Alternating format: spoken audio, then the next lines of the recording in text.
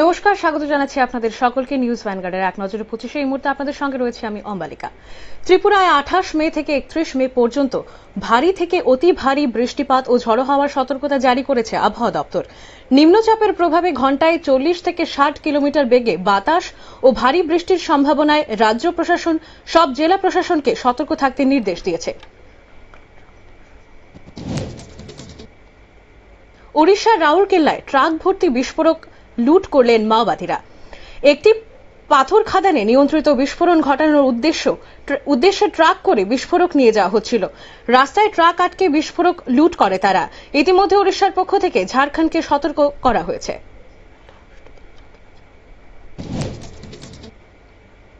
একটানা বৃষ্টিতে রীতিমতো নাজেহাল দেশের বাণিজ্য নগরী মুম্বাইয়ের।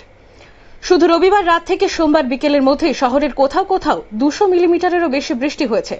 মঙ্গলবার দিনভর বৃষ্টির পর বুধবারও অবিশ্রান্ত ধারায় বৃষ্টি চলছে। হলুদ সতর্কতা জারি হয়েছে মুম্বাই শহরেও।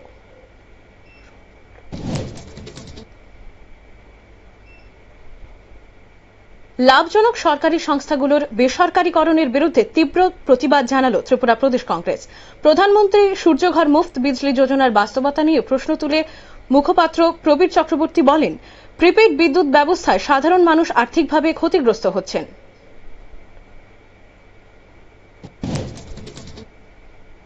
আবার দেশে যুদ্ধকালীন পরিস্থিতির জন্য মক ড্রিল করার নির্দেশ দিয়েছে কেন্দ্র। এবার ভারত পাকিস্তান সীমান্ত সংলগ্ন গুজরাট, রাজস্থান, জম্মু ও কাশ্মীর এবং পাঞ্জাবে আয়োজিত হবে এই মক ড্রিল। বৃহস্পতিবার সন্ধ্যায় আয়োজিত হবে এই মক ড্রিল। নগদকাণ্ডে অভিযুক্ত দিল্লি হাইকোর্টের প্রাক্তন বিচারপতি যশবন্ত বর্মার বিরুদ্ধে এবার সংসদে ইমপিচমেন্ট প্রস্তাব আনতে চলেছে কেন্দ্র। পদত্যাগ করার অনুরোধ প্রত্যাখ্যান করেছেন বিচারপতি বর্মা। নিজেকে নির্দোষ বলে দাবি করেছেন তিনি। ফলে এবার সংসদে ইমপিচমেন্টের পথেই হাঁটবে সরকার।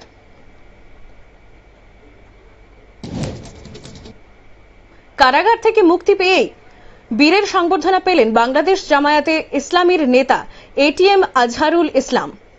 বুধবার ঢাকার শাহবাগ চত্বরে জামায়াতের পক্ষ থেকে তাকে সংবর্ধনা দেওয়া হয়। মঙ্গলবার বাংলাদেশের সুপ্রিম কোর্ট তার মৃত্যুদণ্ড মকুব করে নির্দোষ ঘোষণা করে। আমেরিকায় পড়াশোনা করতে ইচ্ছুক বিদেশি পড়ুয়াদের জন্য দুঃসংবাদ। স্টুডেন্ট ভিসা আবেদনকারীর ইন্টারভিউ প্রক্রিয়া স্থগিত রাখার নির্দেশ দিয়েছে ডোনাল্ড ট্রাম্প প্রশাসন। মার্কিন দূতাবাস এবং কনস্যুলার বিভাগগুলিকে এই নির্দেশ দেওয়া হয়েছে।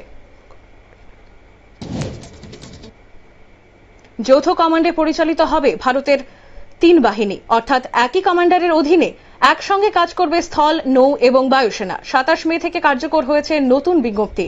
ইন্টার সার্ভিস অর্গানাইজেশনের কমান্ডো ইন চিফ এবং ঊর্ধ্বতন কর্তৃপক্ষের নির্দেশে পরিচালিত হবে এই 3 বাহিনী। ভারতের আবেদনে প্রথম সিলভার নোটিশ জারি করল ইন্টারপোল। ভিসা দুর্নীতি মামলায় অভিযুক্ত দিল্লির ফরাসি দূতাবাসের প্রাক্তন আধিকারিক শুভম শকিনের বিরুদ্ধে এই নোটিশ আবেদন করেছে ভারত। এই ভিসা দুর্নীতি মামলার তদন্ত করছিল সিবিআই।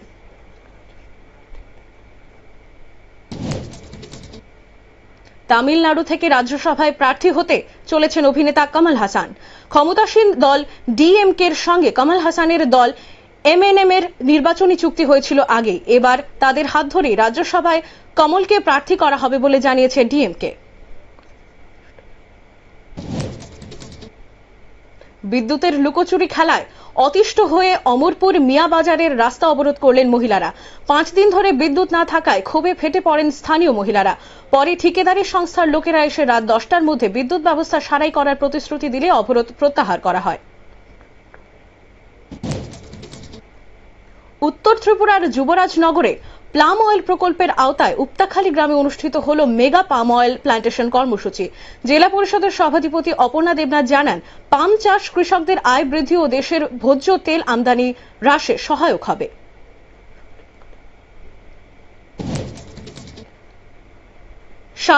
সাবরুম বৈষ্ণবপুর সংযোগকারী লোহার ব্রিজ ভেঙে পড়ায় বন্ধ রয়েছে একমাত্র সড়ক পথের যান চলাচল। ব্রিজ ভেঙে পড়ার ফলে বৈষ্ণবপুর, মাগরুম ও পূর্ব সাবরুম এলাকার মানুষ ও চালকরা চরম দুর্ভোগে পড়েছেন। গাড়ি চালকরা দ্রুত ব্রিজ সংস্কারের দাবিতে সরকারের হস্তক্ষেপ চাইছেন।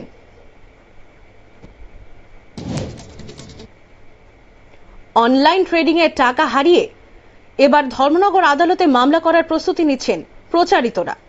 ইতিমধ্যে এই জালিয়াতিতে প্রতারিত 20 জন মূল অভিযুক্ত দিলওয়ার হোসেনের বিরুদ্ধে কদমতলা থানায় মামলা করেছেন।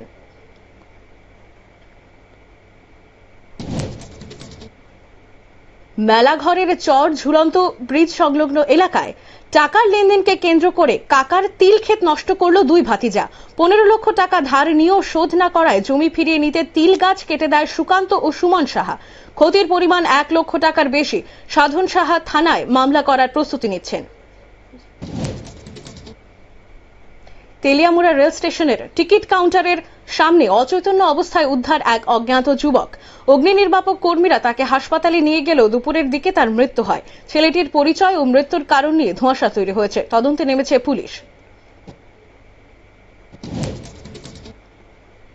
কল্যাণপুর গ্যাস এজেন্সি কাণ্ডে গ্যাস ও সিলিন্ডার সহ একটি গাড়ি আটক করেছে পুলিশ। সড়কে গ্যাস নামানো ও সাধারণ মানুষের অভিযোগের ভিত্তিতে ম্যানেজার সুজিত পাল ও গাড়ির চালককে পুলিশ হেফাজতে নিয়েছে। ঘটনাটি নিয়ে কল্যাণপুর জুড়ে ব্যাপক চাঞ্চল্য ও আলোচনা শুরু হয়েছে। বৈরাগীপাড়ায় ইন্দ্রজিৎ সরকারের বাড়িতে মঙ্গলবার রাতে আগুন লাগানোর চেষ্টা করে দুষ্কৃতীরা। পরিবারের সদস্যরা ঘুম ভেঙে সময় মতো আগুন নিয়ন্ত্রণে আনায় বড় দুর্ঘটনা এড়ানো যায়। ইন্দ্রজিৎ অভিযোগ করেছেন, কাকার ছেলে তাপস সরকারের সঙ্গে পুরনো বিবাদের জেরে এই ঘটনা ঘটতে পারে।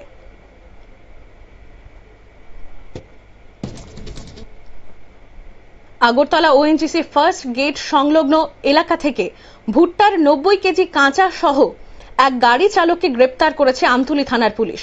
উদ্ধার গাঁজাগুলি আনুমানিক 5-এর মূল্য প্রায় 10 লক্ষ টাকা। ধৃত গাড়ি চালক বিশ্বপ নম মধুপুর থানা এলাকার বাসিন্দা।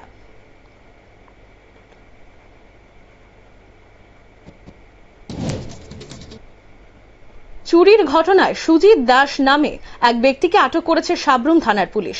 তার কাছ থেকে নগদ 35,200 টাকা উদ্ধার হয়েছে। গত 25 মে সাব্রুমের সোনাইছড়িতে সুমন নাথের বাড়ি থেকে 1 লক্ষ টাকা চুরি গিয়েছিল।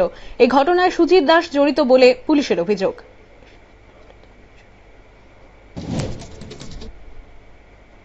এশিয়ান জিমন্যাস্টিক চ্যাম্পিয়নশিপে ভারতীয় দলে জায়গা পেলেন ত্রিপুরার শ্রীপর্ণা দেবনাথ।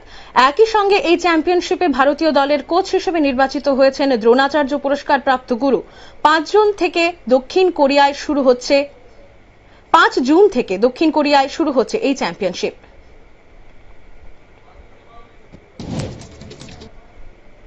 বিশালগড় নেহালচন্দ্রনগর ঘনিয়ামারা এলাকায় গবাদি পশু নিয়ে বিবাদের জেরে প্রতিবেশীদের মধ্যে সংঘর্ষে আহত হয়েছেন বেশ কয়েকজন। আহতদের মধ্যে রয়েছেন নারায়ণ দাস, সোমা দাস, মামন দাস ও সজল মালাকার। আহতদের আগরতলা জিবিপি হাসপাতালে চিকিৎসা চলছে।